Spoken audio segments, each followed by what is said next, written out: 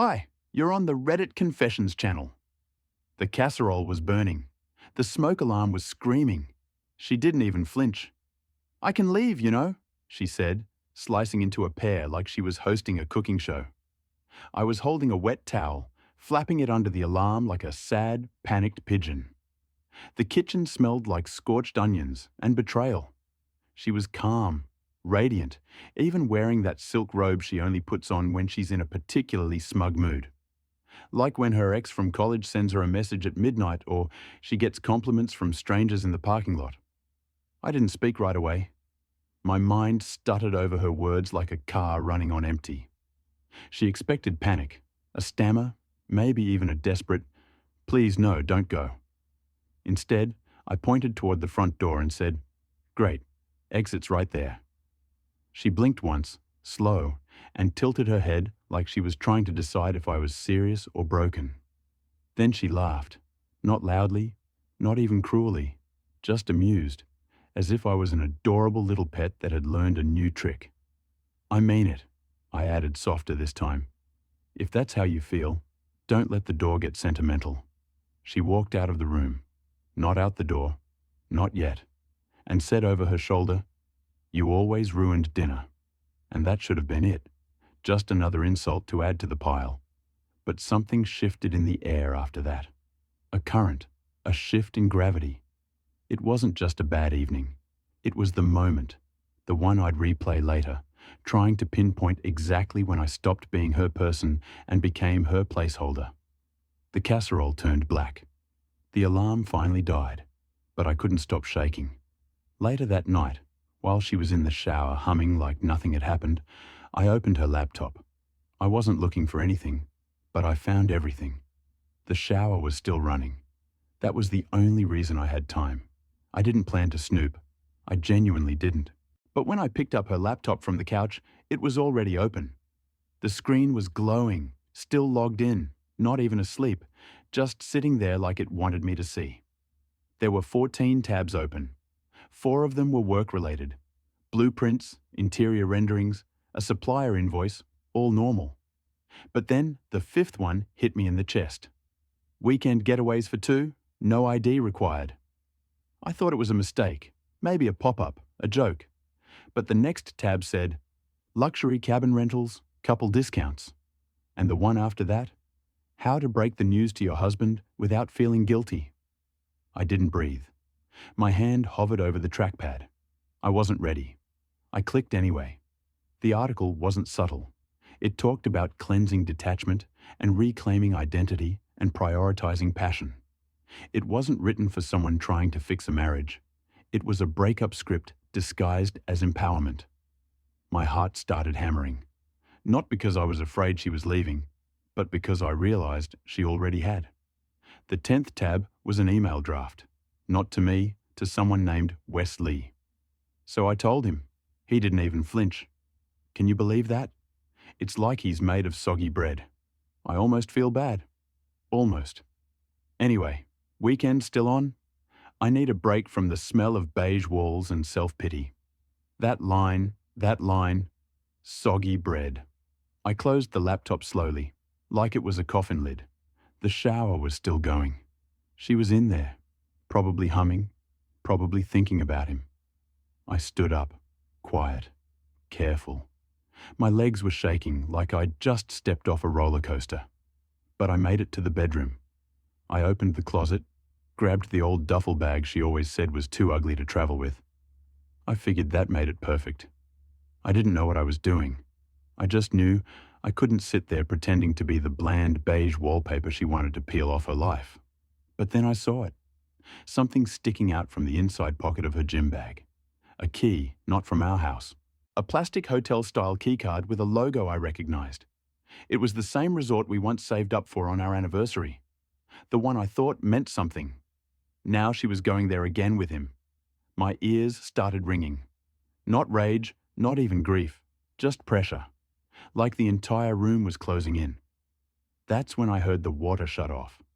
I zipped the duffel bag, walked back to the couch, sat down, opened the laptop again, and left all 14 tabs exactly where she left them, and added one more. How to legally separate when only one person was pretending to be married. She came out in her towel, saw me sitting there. "Thought you'd be in bed," she said. I didn't answer. I just smiled the exact same way she did when she delivered her line in the garage. "Great," I said. "Exit's still right there." Her face twitched. For once, she didn't know what to say, but I had so much more to say. I didn't confront her that night. I wanted to. I had the words swirling in my mouth, clawed to get out. But I also knew if I spoke too soon, it would all be twisted. She'd cry. She'd blame stress. She'd flip the spotlight until I was the one on trial for spying. So I waited, but I didn't wait quietly. The next day, while she was out supposedly meeting a client, I drove an hour to see someone I hadn't spoken to in nearly a year, her brother Caleb. She didn't know we still kept in touch. After his divorce, she said he was too negative and toxic to be around. Translation: he saw through her. Caleb opened the door in gym shorts and a band tee, looked me up and down and said, "You look like you just dug your own grave and climbed inside." I said, "She's cheating." He didn't ask who or how. He just nodded like he'd known all along and was waiting for me to catch up. We sat on his balcony. I showed him screenshots, the email, the resort key, her words. He winced. "Wesley R.," he muttered. "She used to bring him around before you guys got serious." Said they were just friends. I laughed bitterly and hollow. Guess she circled back. Then Caleb told me something that made the floor tilt under my feet. "She's been planning this for a while," he said. "You ever wonder why she stopped talking about kids 2 years ago? Or why she suddenly took that me-time trip to Colorado last spring solo?" I did wonder. But she was so convincing. She painted every red flag with pastel explanations. Now it all looked neon. Caleb leaned forward. "Look, I know you. You want to fix this? Patch it. Say maybe it's your fault. Don't.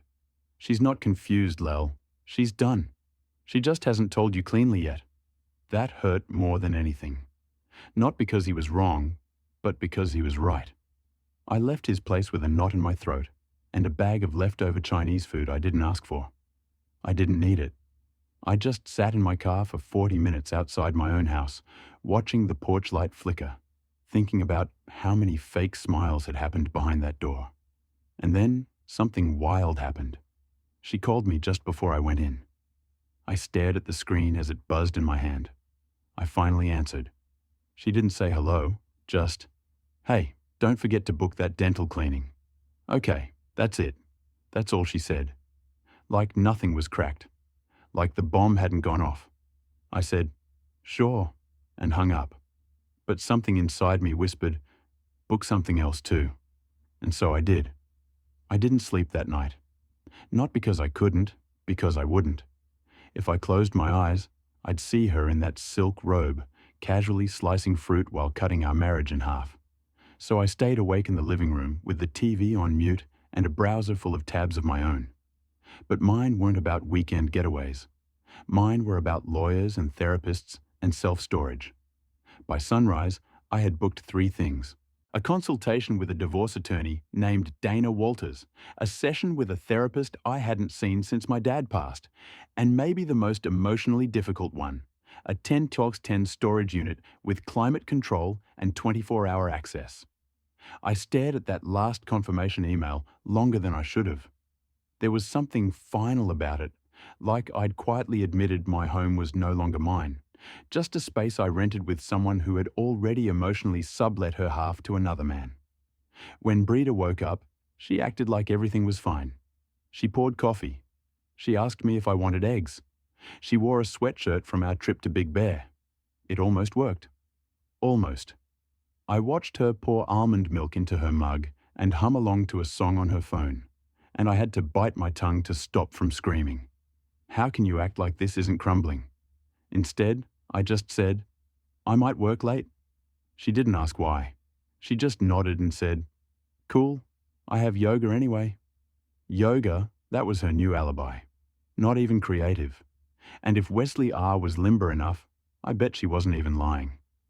At exactly 2:15 p.m., I was sitting across from Dana Walters, who had the kind of eyes that looked like they'd seen every ugly truth twice and were still unamused. I told her everything, not just the emails and the keycard, but the years of slow erosion. How Britt had stopped asking about my day, stopped kissing me goodnight. How she rolled her eyes when I talked too long and flinched when I touched her arm in public. Dana nodded, scribbled a few things and said, "Emotional abandonment is real. Courts don't ignore that anymore." That sentence felt like a life raft. But the shock came next. When Dana ran a background check on the resort's recent bookings under Wesley's name, something she said she could legally request through their legal directory tools. His name didn't appear once, but hers did twice under 2 different male guests. I thought the floor was going to swallow me whole. Dana looked up slowly and said, "You sure it's just one guy?" I couldn't speak, not because I was in denial, but because something inside me had already suspected it. But now it had a shape, a number, 2.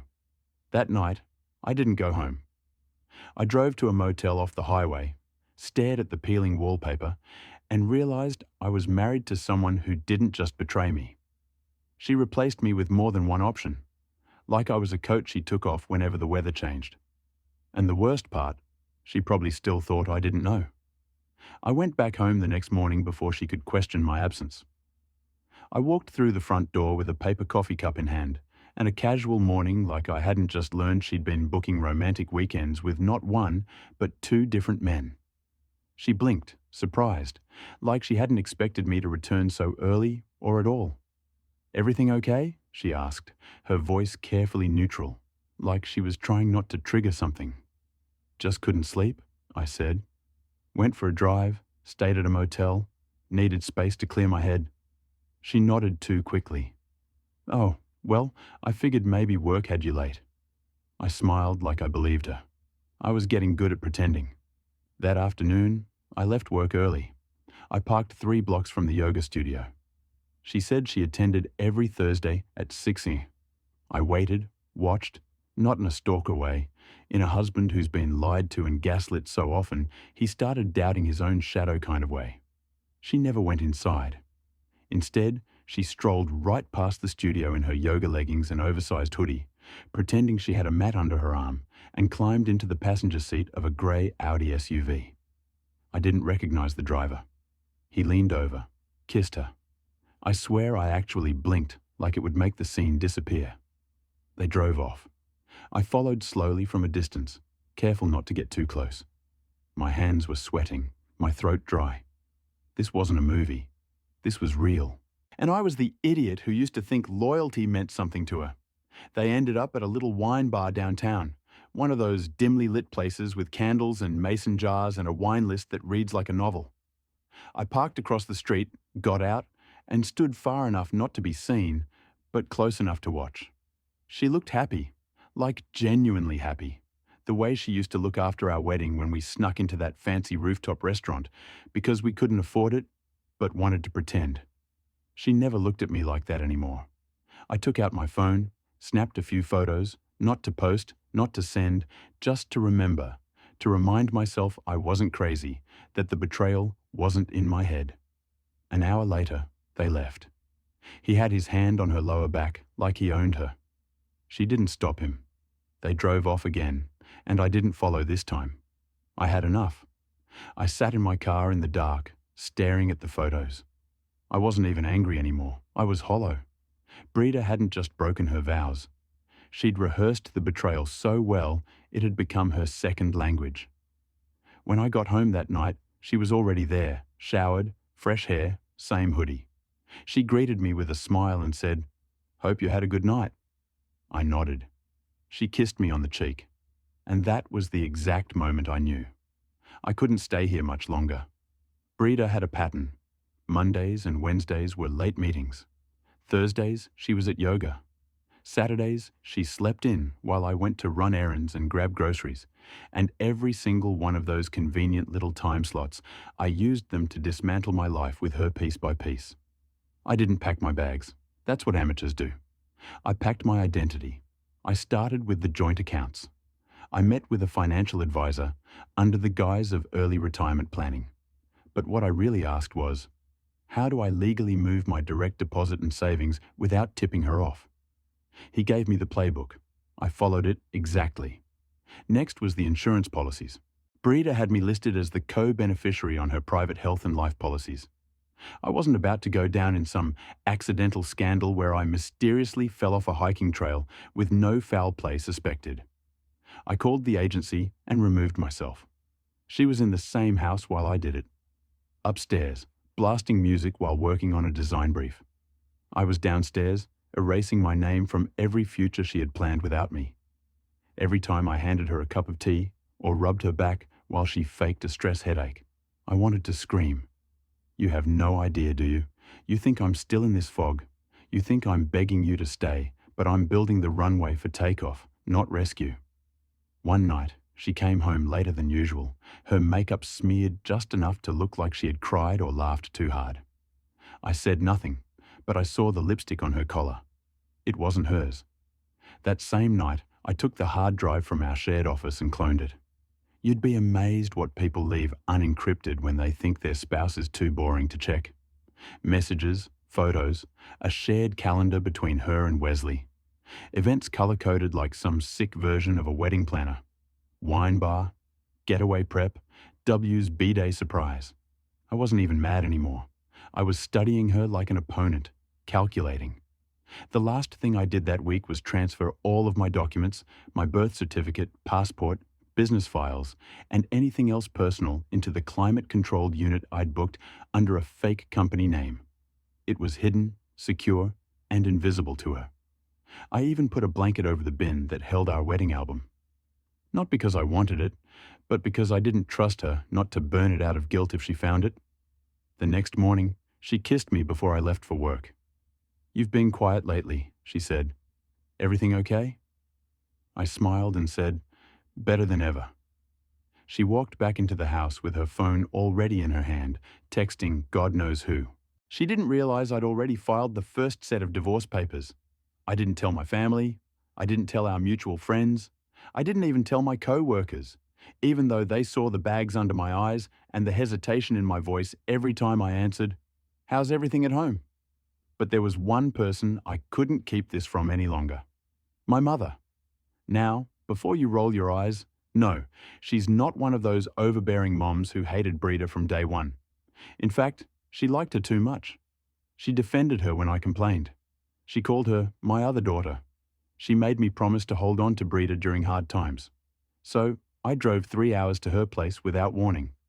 I just showed up on her porch like I was 12 again, holding back tears after losing a spelling bee.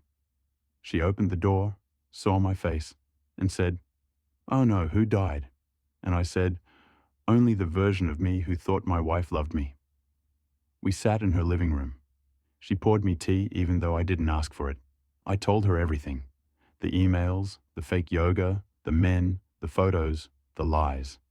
I didn't spare details because sugarcoating felt like protecting Breda, and I was done doing that. My mom sat in silence, her face pale. She kept shaking her head, like each word was a hammer against her trust in everything she thought she knew about our marriage. And then she said something I didn't expect.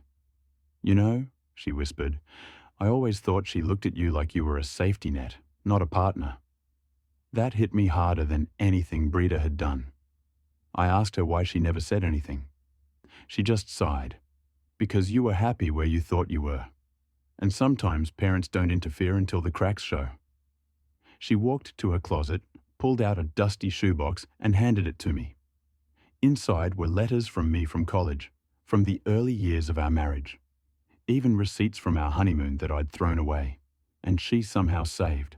"You used to write about her like she was a miracle," she said. "I don't think you realized you stopped." That night, I stayed in my old room. The posters were gone. The mattress was newer, but the ceiling still had that one water-stained shape like Florida. I stared at it and thought about how long I'd been trying to fix a version of Breda that didn't exist anymore. Maybe never did. In the morning, my mom made pancakes. I barely touched them. Before I left, she handed me a check.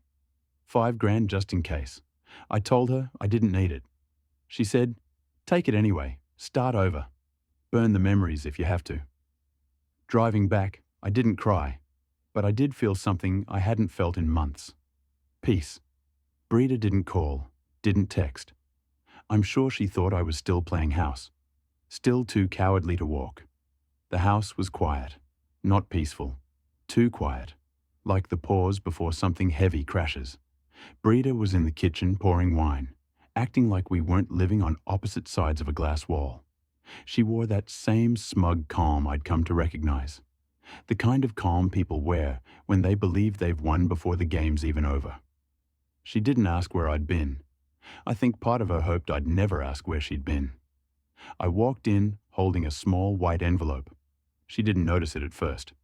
She asked if I wanted a glass. I said, "No, but you might need one." She froze halfway through pouring. "What's that supposed to mean?" she asked, not looking at me. I placed the envelope on the counter between us. "Read it." She slowly peeled it open, trying to stay composed, but I could see her hands tremble just slightly. Inside were two things: the initial divorce petition and a short typed letter. No drama, no insults, just this: "You always said men begged you to marry them. I never begged you to stay." That should have told you everything. She didn't say a word. She just stared at the page, then at me, then back down again. The silence stretched so long I could hear the clock ticking above the stove. Finally, she asked, "So that's it? After everything?" I nodded. "You don't even want to fight for this?" I smiled. "You stopped fighting years ago. I just finally caught up." For the first time in months, she looked small. Not cruel, not angry, just small, like the illusion had cracked. And she realized she wasn't the one holding the leash anymore. I didn't wait for her to respond. I turned, walked out of the kitchen, took the bag I'd packed weeks ago from the hallway closet, the one she never thought to check, and stepped outside into air that suddenly felt like oxygen. That night, I didn't cry. I didn't scroll through old pictures. I didn't reread texts or ask myself what if. I sat in that tiny apartment I'd rented, ate cold pizza, and watched dumb TV like a man who had nothing left to lose, and had finally stopped clinging to the person who took everything for granted. Starting over isn't glamorous, it's quiet, but it's mine. And for once, so am I.